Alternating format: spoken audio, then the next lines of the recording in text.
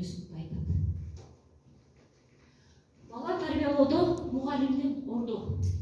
Мугалим менен ата-эненин ортосундагы байланыш качан гана эки жактын максаттары бир, ал балага жакшы тарбия жана билим берүү экендигин сезип, биргеликте иш аракеттерди жасаганда гана болот. Таалим тарбиянын өзөгү мугалимдер. Алардын бактысы жакшы мугалимден насаат угуп, жакшы тарбия алганында мугалим уул баланы тарбиялап жатып, улутту тарбиялайт. Кыз баланы тарбиялап жатып, кылымдын жолун чалат. Улуттун уул кызы мугалимде адам болот экен. Урматтуу кесиптештер, мугалимдик кесипти аркалап жүргөнүңүздөр бул чоң сыймык. Баарыңыздарга ийгилик наазым этем. Бар болуңуздар.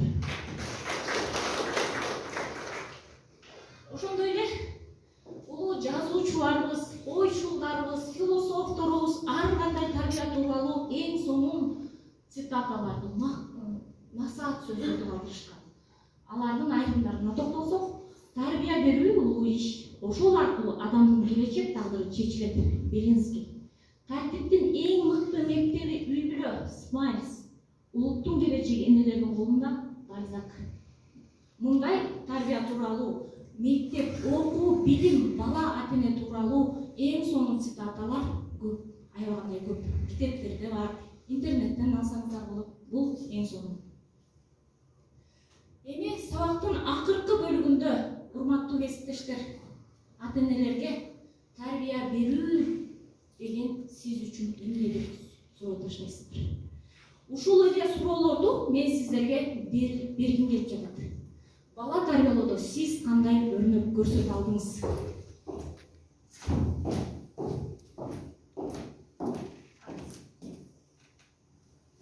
Бала тарбиялоодо ата-эненин чоң милдети.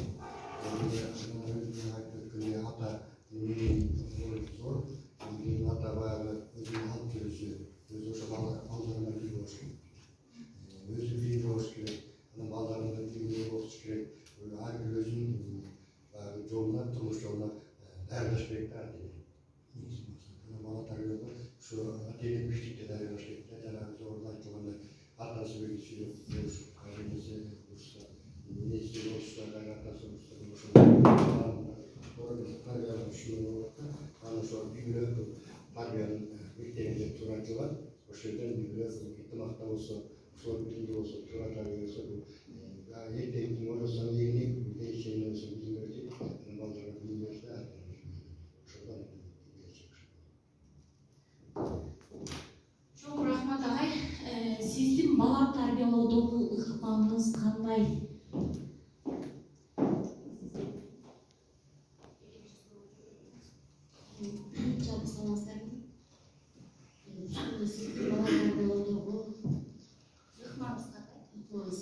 Балдарга эч качан үйдөн өзүм ушундай.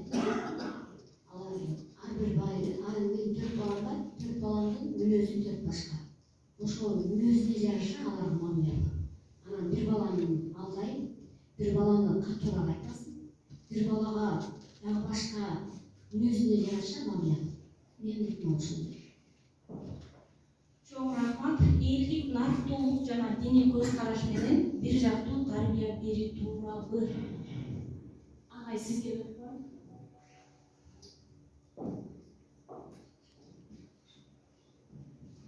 Элдик, нарықтуулук жана диний көз караш менен бир жактуу тарбия берүү тууралуу.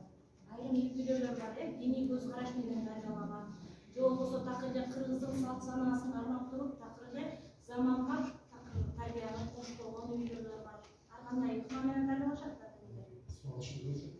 Салыстарбы, тарбиялаган негизи ыкмалар бар го. Актайыктарды демократиялык,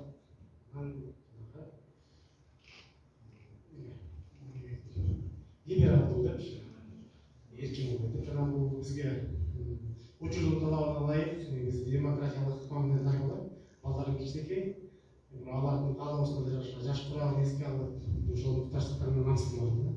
Анан балдарым азыр чоңойду. Анан бул суроого жалпы жооп берсем, элдик куралуулукту сөзсүз баягы айтышыбыз керек да, жогоруда айтып кеттик. Аларды камтышыбыз керек. Анан диний көз караштарына таң болушты. андай кезде ушул оор суроо негизи. Азыр Арабистанда бар бизде. Масса болуп баратат, окуучулардачы. Анан алгагы бизде чектөө укугунун чектегени болбойт экен. Чоң маселе болуп турат. Жок, менин жеке пикирим ушу элдик улуттук баалуулуктарды эстен чыгарбашыбыз керек. Биз так бирөөнү туурап жыргап кетпейбиз. Адашып калышыбыз тескерисинче. Адашкан фактылар бар да. Чоң рахмат, урматтуу кесиптештерим. Ушул суроолор менен ата-энелерге кайрылсаңыздар, ар кандай жоопторду угасыздар жана сабак өз натыйжасына жетет деп ишенем. Урматтуу кесиптештер,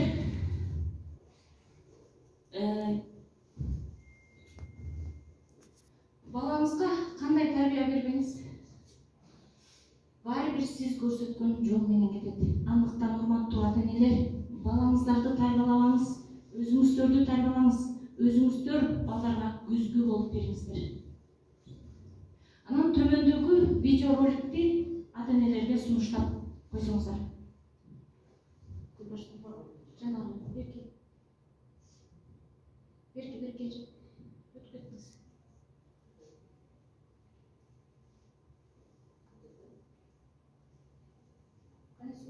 Жок эже. Аяк жагына келсеңиз.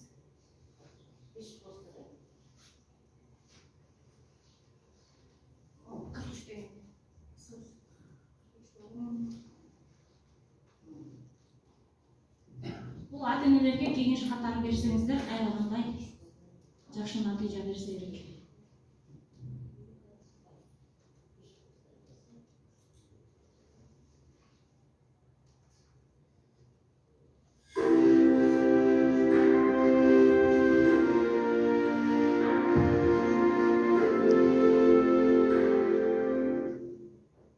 Ата-энелер үчүн сүйүктүү балаңызга күн сайын берилүүчү 4 суроо.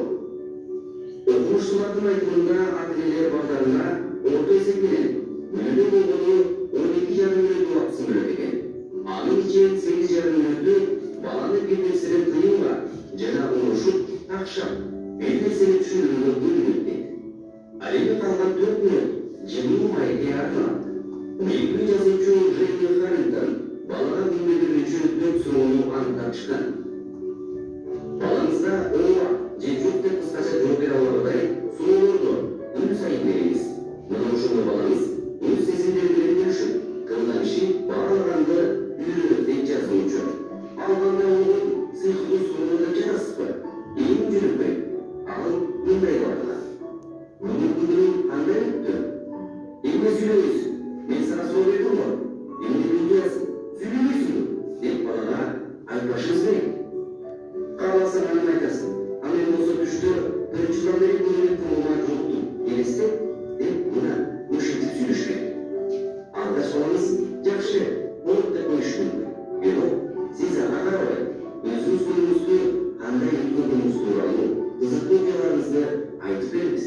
Мына ошондо уялча, бүт балада кандайча ачыла баштаганын байкабай каласыз. Досторум кандай жүрүшөт? Ташмак бергенби?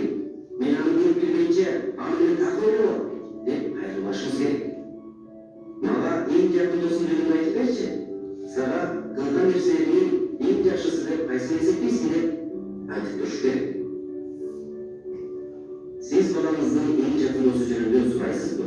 Же баардык достор тууралуу билгиңиз келеби? Айырмасы жок. Болгону маегиңиз балаңызга ишеним тартуулап, такыр коркпой айтып берген болсун. Бүгүн кандай кызыктуу окуялар болду? Кантеле бир күн ичинде бир дагы кызыктуу нерсе болбойсун. Албай айтпайсыңбы? Сүйлөшүбүз керек. Кел, өкүбүз чогуу болду.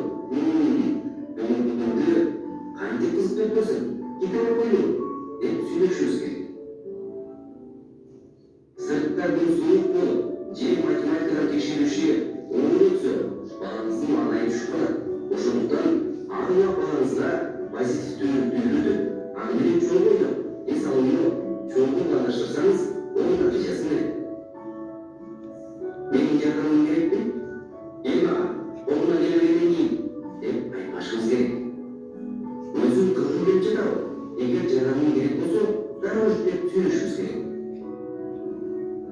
Баарыбыз билгендей, айрым учурда өмүрүн жардам суроо оңчулук жаратат.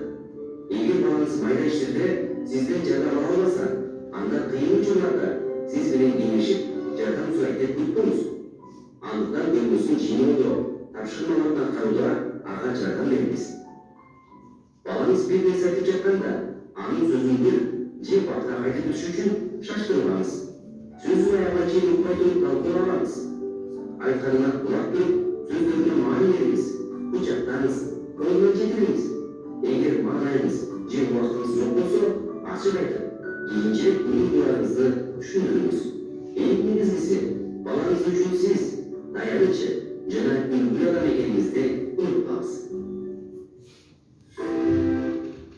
Урматтуу кесиптештер, негизинен ата-энени окутуп, энелер мектебинин сабактарын өтүүгө негизинен мугалим өзү билимдүү болууга тийиш.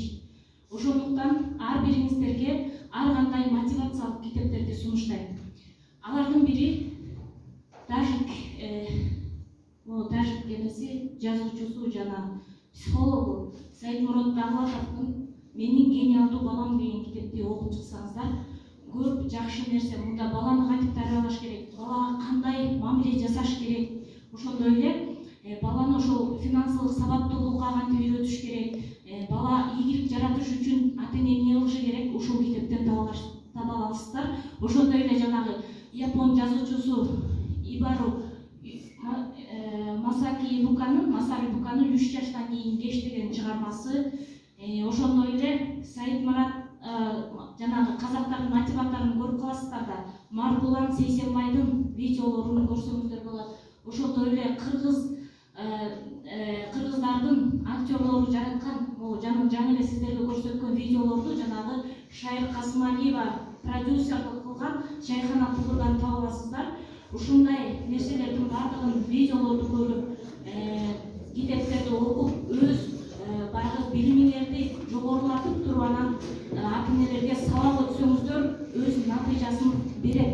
Анан жөн эле эч нерсени билбестен, жөн эле баягы Капыр Мадаменов айткан сөздөрдү да угуңуздар. Ошондой эле кээ бир энелер мектебин өткөн мектептердин даяр слайдтарын пайдаланып, аны менен өтө берсеңиздер да болбойт. Ошондуктан ар бир сабакты өзүңүздөрдүн чыгармачылыгыңыздарга жараша слайдтарды жазып, окуп, изденип, андан кийин ата-энелерге коюп берип, кайсы түрүн тандабаңыздар, сабактын формасынын, мүмкүн лекция формасын, мүмкүн интерактивдүү ар кандай методдорду колдонмокла, семинар тренингтерди өткөрбөглө, же болбосо жөн эле ата-энелер менен чай үстүндө баардашууларды өткөрбөглө, өзүңүздөрдүн билимдик деңгээлиңиздерди чыңдаңыздар.